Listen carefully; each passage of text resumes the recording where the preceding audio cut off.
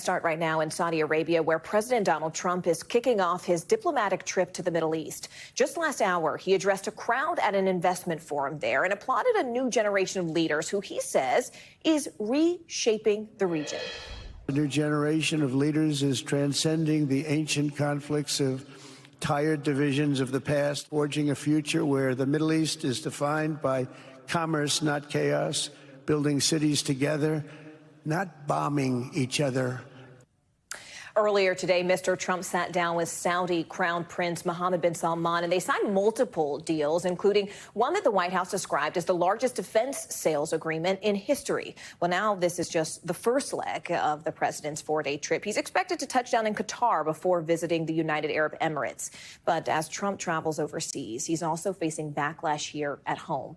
A growing number of lawmakers is raising concerns about his plans to accept a luxury jet from Qatar to use as Air Force One.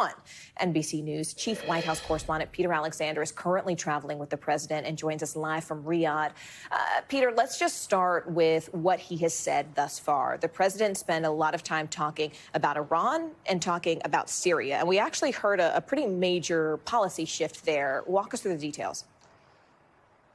Yeah, I think that's right. Specifically, the main headline coming from here in Riyadh is on the topic of Syria. The president announcing as he met with global business leaders from the U.S. and from Saudi Arabia that he would be ending sanctions on Syria, which is significant after the awful civil war there. Syria now with a new young government, the president hoping that that government will help pursue peace in that area. By ending sanctions, the president also allows for new investment and aid into the country. It was met by wild approval from the crowd here in Saudi Arabia, the president having spoken to the Turkish president and the Saudi crown prince about this issue before arriving here. So that's one of the major headlines, I think, and also trying to put together a path forward to a better future, as he described it, for countries like Iran, an adversary in the region to Saudi Arabia. The president saying that he hopes that they will pursue an effort not so much to export terrorism and chaos, mayhem throughout the rest of the world, as he said, instead focusing on an effort to help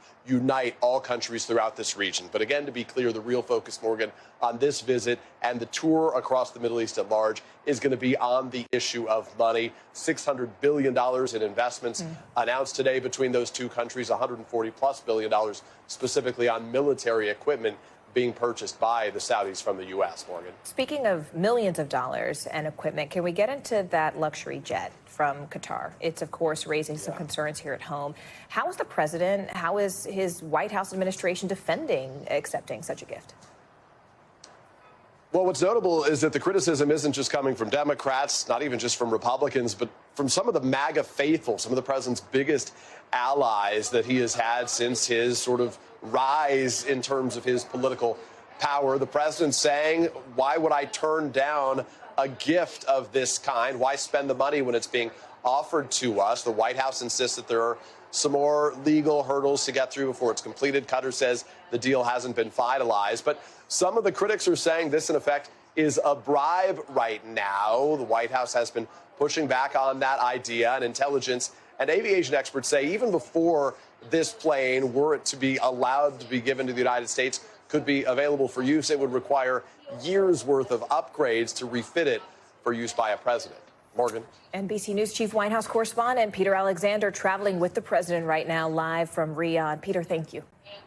Thanks for watching. Stay updated about breaking news and top stories on the NBC News app or follow us on social media.